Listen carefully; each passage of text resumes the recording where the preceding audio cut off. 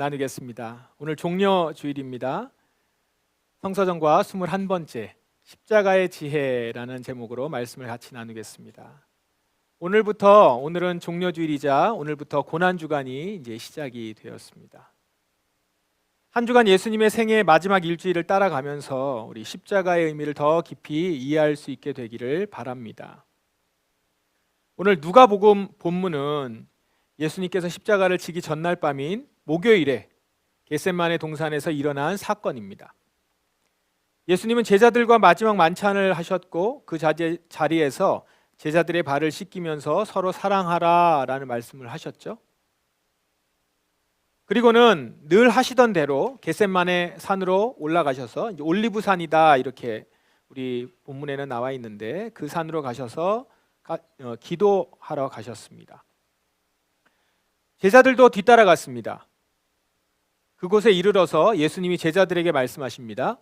시험에 들지 않게 기도하여라. 조금 있으면 예수님은 대제사장들에게 잡혀가서 십자가 처형을 당하게 되실 텐데 그 과정에서 제자들이 시험에 들게 될 것을 염려해서 이 말씀을 하신 것 같습니다. 이 말씀을 하신 후에 예수님은 멀지 않은 곳으로 가셔서 무릎을 꿇고 기도하셨습니다. 여러분들이 예수님의 기도 장면을 보면서 잘 인식하지 못하실 수가 있을 텐데 이때 예수님이 지금 무릎을 꿇고 기도하셨다라고 하거든요. 그런데 이것은 당시 기도 관습에 따르면 특별한 것입니다. 무릎을 꿇고 기도하는 것은 아주 간절하게 극도의 겸비함을 갖출 때 취하는 모습입니다. 다시 말해서 지금 예수님은 일반적으로 기도하고 있는 것이 아니라 정말 간절히 매달리면서 절박하게 그렇게 기도하고 계신다는 것이죠. 이렇게 기도를 드리죠. 아버지, 만일 아버지의 뜻이라면 제게서 이 잔을 없애주십시오. 그러나 제 뜻대로 되게 하지 마시고 아버지의 뜻대로 이루어지게 하십시오. 이 잔은 뭘까요? 이 잔. 십자가의 처형으로 죽어야 하는 죽음의 잔이죠. 지금 예수님은 이 죽음의 잔을 마시지 않을 수만 있다면 마시지 않게 그렇게 도와주세요 라고 하는 거예요. 그러나 곧바로 이렇게 기도하죠. 제 마음은 그렇지만 아버지의 뜻대로 이루어지게 하십시오. 아버지의 뜻을 제가 따르겠습니다. 이렇게 기도합니다. 이 기도는 무슨 기도입니까? 자기 뜻을 꺾는 기도입니다. 자기 뜻을 꺾는 기도. 여러분, 예수님은 하나님이신데 굳이 이런 기도를 드리실 필요가 있나요? 예수님은 전능하신 하나님이시니 마음먹은 대로 행동으로 옮길 수 있지 않습니까? 그런데 왜 예수님은 이렇게 자기 뜻을 꺾는 기도를 드릴 수밖에 없었을까요? 금요일 성서정과 본문, 우리 같이 봐왔던 금요일 성서정과 본문에 답이 있습니다. 히브리서 2장 14절 보면 이 자녀들은 모두 살과 피를 가진 사람이기 때문에 예수님도 그들과 같은 모습으로 사람들이 겪는 것과 똑같은 것을 겪으셨습니다. 그러니까 왜냐하면 지금 예수님은 살과 피를 가진 유한한 사람으로 계시기 때문에 이런 기도를 자기의 뜻을 꺾는 기도를 했다는 겁니다. 자, 예수님은 본래 육체가 아닌 영으로 계신 하나님이시죠? 그 하나님이 사람의 육체를 입고 사람으로 태어나서 시공간의 제한을 받게 된 것입니다. 육체를 입었다는 것, 시공간의 제한을 받게 됐다는 것은 마귀에게 시험받는 존재가 되었다라고 하는 뜻입니다. 본래 하나님은 영으로 존재하시기 때문에 결코 마귀에게 시험받으실 일이 없습니다. 영의 세계에서 하나님보다 뛰어난 권세는 없기 때문입니다. 그런데 지금 하나님의 아들 예수님이 어떻게 되셨다고요? 사람의 살과 피를 입고 세상에 속한 사람이 됐다라는 거죠. 그런데 이 세상은 누구의 영향력 아래 있습니까? 마귀의 권세 아래 있어요. 그러니 육체를 입은 예수는 마귀에게 시험을 받는 유한한 존재가 되어버렸다라는 것이죠. 그러니 예수님도 자기 몸이, 육체가 십자가에 못 박혀 죽는 것이 두려웠던 것이죠. 예수님의 영은 하나님을 따르고 싶지만 예수님의 육체는 십자가를 거절하고 싶었던 겁니다. 그래서 지금 자신의 육체의 뜻을 꺾는 기도를 간절히 드리는 것입니다. 그러면 여러분, 하나님이신 예수님이 왜 유한한 인간으로 전락해야만 했나요? 바로 우리, 시험받는 우리를 도와주시기 위해서입니다. 육체를 가진 우리들이 마귀의 시험을 이기도록 돕기 위해서 친히 사람이 되신 것입니다. 자, 이 부분을 천천히 묵상해 보십시오. 이 얼마나 기가 막힌 일인가. 생각해 보시면 생각해 보실수록 그럴 거예요. 창조주가 피조물이 됐다. 전능하신 신이 시험받는 인간이 됐다. 이게 상상이 되세요?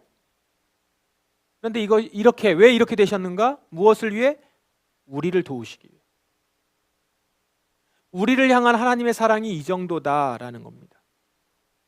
시험받을 필요가 없는 예수님이 시험받는 우리들을 도와주기 위해서 신으로서의 마땅한 권리를 버리고 인간으로 태어나 이렇게 자기 뜻을 꺾는 기도를 드리고 계신다라는 겁니다. 아버지, 이 잔을 없애주십시오. 그러나 제 뜻대로 되게 하지 마시고 아버지의 뜻대로 이루어지게 하십시오. 십자가 죽음 앞에 몹시 고통스러워 하시면서 마치 땀이 핏방울처럼 땅에 떨어지시면서 자기 부인의 기도를 드리고 있는 것이죠. 자기 부인의 기도.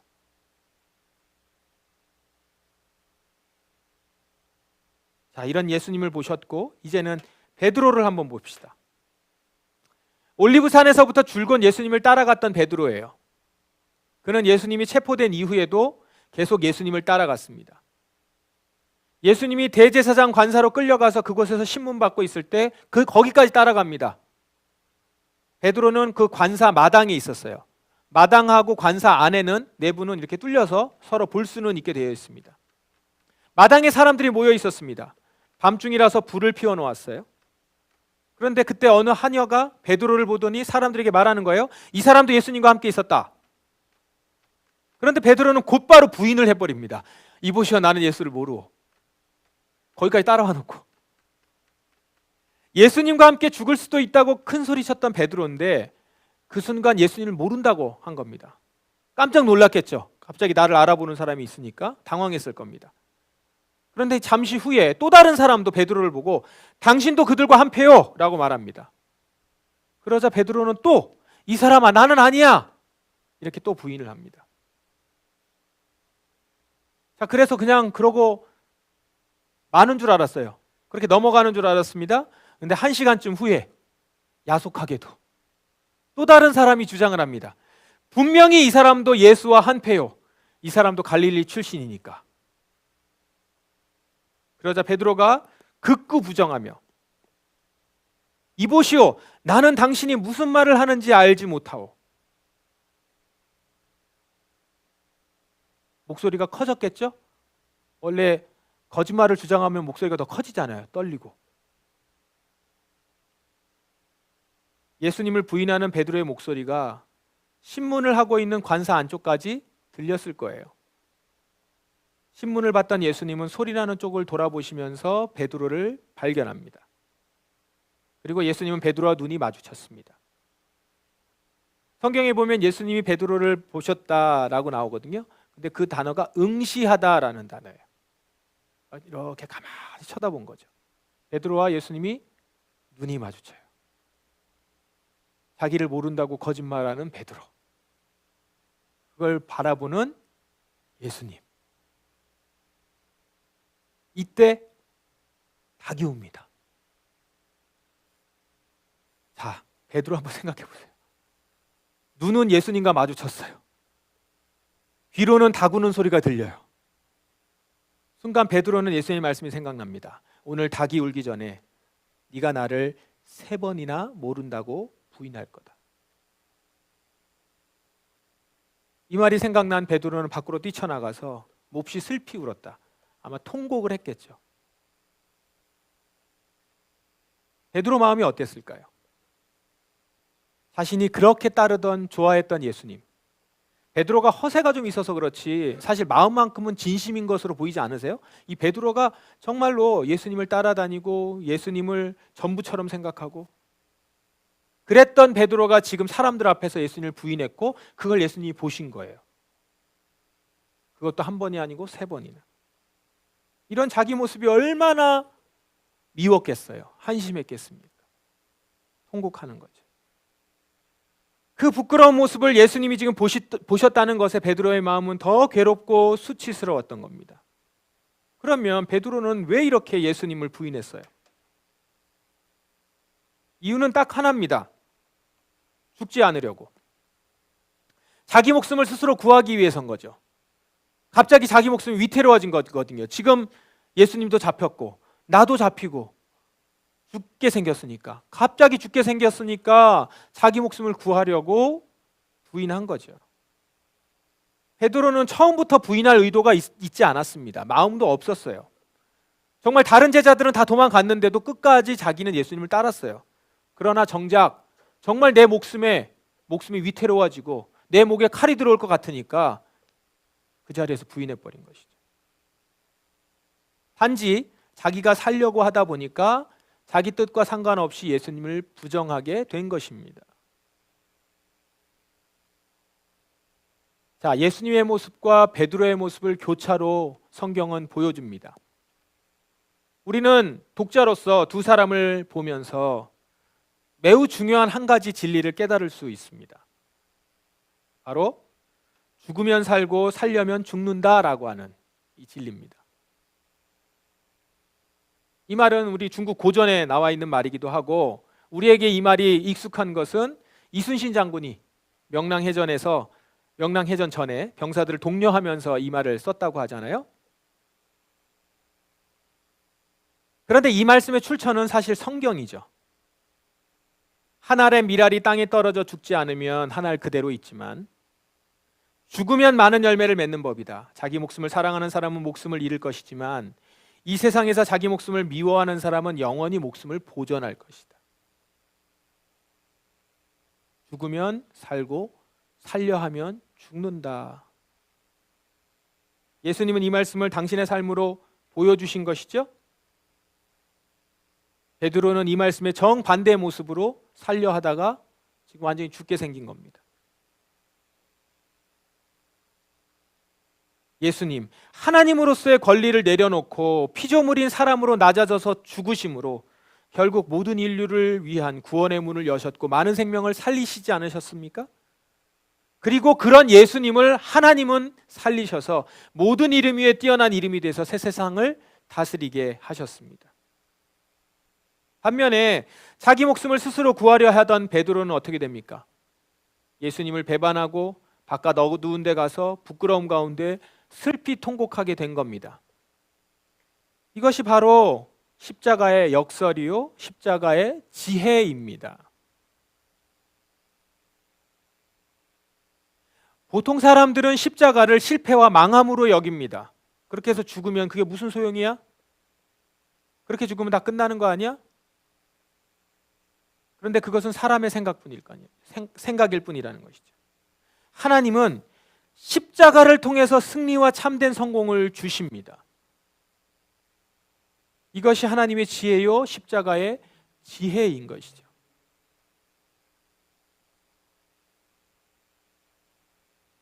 최근에 대통령 탄핵 과정에서 문형배 헌법재판관이 많은 분에게 알려졌습니다.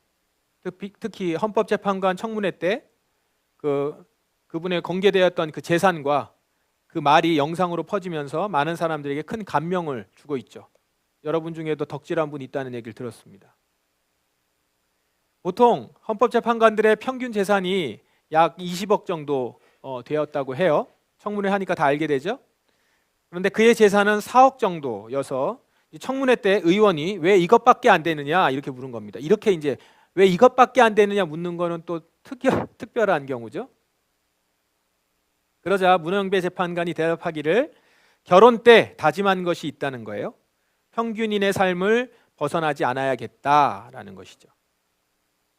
그러면서 그 청문회 당시 한 6년 전인데 우리나라 국민들의 평균 재산이 가구당 3억 원 남짓 되는 것이었는데 그에 비해서 지금 자기 재산이 평균보다 조금 넘는 것 같아서 반성하고 있다라고 말을 합니다.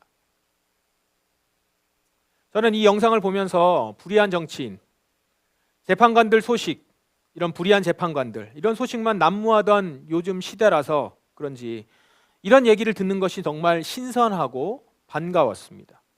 개인적으로는 이 엄중한 시기에 이분이 헌법재판소장 대행으로 계신다는 것이 얼마나 다행인가, 정말 다행이다 라는 생각을 했습니다. 그런데 이분만이 아니라 이분을 통해서 또 한 분 다시 재조명된 분이 있었죠.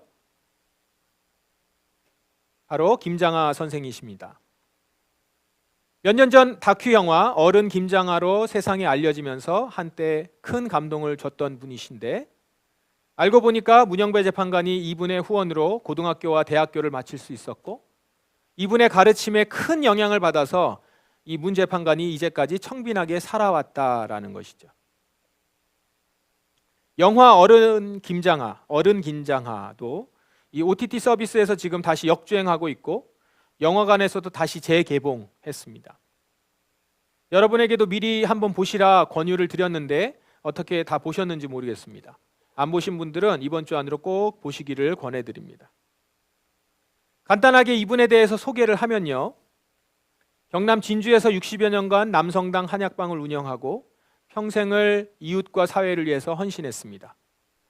가난으로 인해서 배움의 기회를 놓친 자신의 경험을 바탕으로 어려운 형편의 학생들에게 장학금을 지원하면서 교육의 기회를 제공합니다. 본인은 차도 없이 검소하게 살면서 각종 장학사업으로 수천 명에게 교육의 기회를 제공합니다. 명신고등학교를 설립하고 이후에 학교를 국가에 기부합니다. 당시 금액으로 110억 정도 되었다고 해요. 설립했었던 문화재단도 있었는데 그 문화재단을 해산 후에는 그 전 재산을 대학교에 기증합니다. 그리고 지역사회 환경운동과 인권운동, 여성운동, 여기에 끊임없이 기부를 합니다.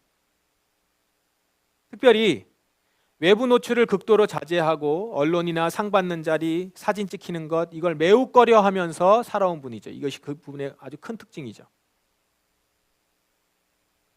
김장하 선생님은 단순히 금전적 후원을 하는 것을 넘어서서 수혜자들이 사회의 일원으로 잘 성장하도록 돕는 진정한 어른의 모습을 보여주셨습니다.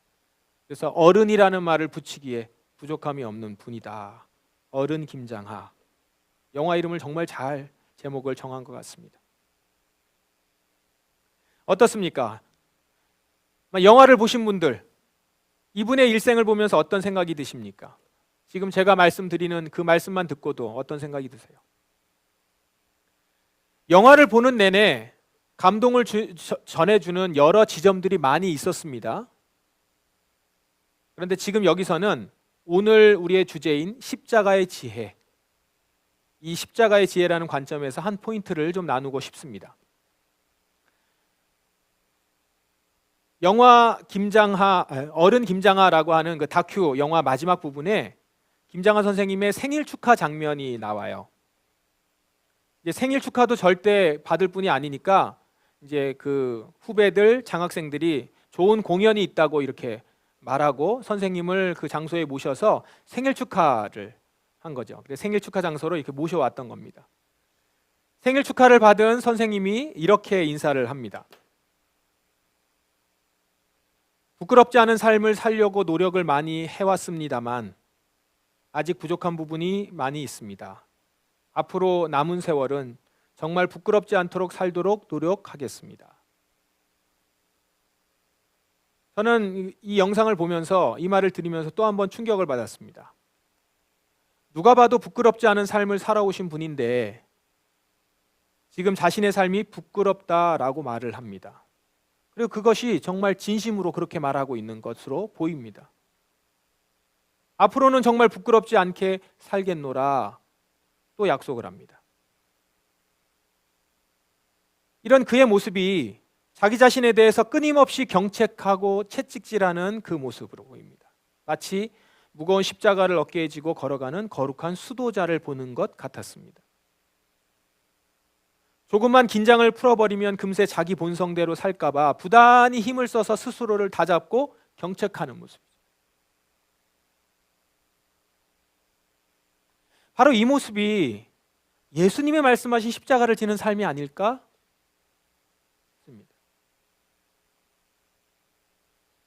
김장하 선생님이 설립한 그 명신고에 영어 교사로 재직하셨던 분이 아까 우리가 예배 전에 잠깐 영상을 봤던 때도 거기에도 나왔던 분이에요. 그분이 인사말을 듣고서는 이 김장하 선생님의 인사말을 그 자리에서 아마 들었던 것 같아요. 인사말을 듣고는 이렇게 인터뷰를 합니다. 사람들은 그 선생님을 그저 돈 많고 돕는 일 많이 하는 좋은 분으로 생각하지만 저는 그렇게 보이지 않더라고요. 아, 저분이 굉장히 힘들었겠다라는 생각이 들더라고요. 이분의 인터뷰입니다. 평생을 저런 생각으로 사셨으니까 허투루 살지는 못했을 것 아닙니까? 그러니까 이 영어 선생님도 김장하 선생님을 보면서 단지 좋은 일 많이 하는 부자 정도가 아니라 일평생 자기 본성을 제어하고 바르게 사느라 몸부림친 분으로 본 것입니다. 그러면서 그분을 내가 닮을 수 없어서 이렇게 칭찬을 하는 것도 부끄럽다 이렇게 말을 합니다. 주변에 있는 사람들도 굉장한 분들이에요. 어쩌면 다 이런지 모르겠습니다. 김장하 선생님은 자기를 부인하고 자기 십자가를 진 사람이었던 겁니다. 아쉽게도 하나님을 믿지는 않았지만 그는 자기를 부인하는 삶을, 말하자면 십자가를 짊어진 삶을 살았던 것이죠. 그 어떤 그리스도인들보다도 충실하게 말입니다. 물론 그 십자가를 예수님과 함께 지셨더라면, 멍에를 같이 짊어지셨더라면 훨씬 그 짐이 가벼웠겠다라고 하는 아쉬움이 있습니다. 어쨌든 김장하 선생님이 그렇게 자기 십자가를 진 결과 어땠습니까? 그를 통해서 수많은 사람들이 살 수 있었지 않습니까? 돈이 없어서 공부할 기회를 얻지 못한 사람들에게 기회가 주어지고, 왜곡된 역사가 바로 세워지고, 차별받는 여성들과 이주 외국인들의 인권이 신장되고, 그렇게 많은 인재들이 준비된 사회 자원으로 키워져서 결국 대한민국 사회 곳곳을 밝히는 작은 등불들이 되지 않았습니까? 그리고 결정적일 때 정말 중요한 이번 탄핵 시국처럼 이럴 때 등불이 되는 일들에 쓰임받지 않습니까? 그리고 선생님 자신도 자신의 선행을 숨겼지만 결국 지금 그의 삶을 모든 국민이 알고 존경하게 되지 않습니까? 높아진 것이죠. 어른으로 높이잖아요. 이처럼 십자가의 길, 십자가의 원리, 이 십자가는 손해나 망함이 아니라 참된 승리와 성공을 가져다주는 지혜라는 것입니다.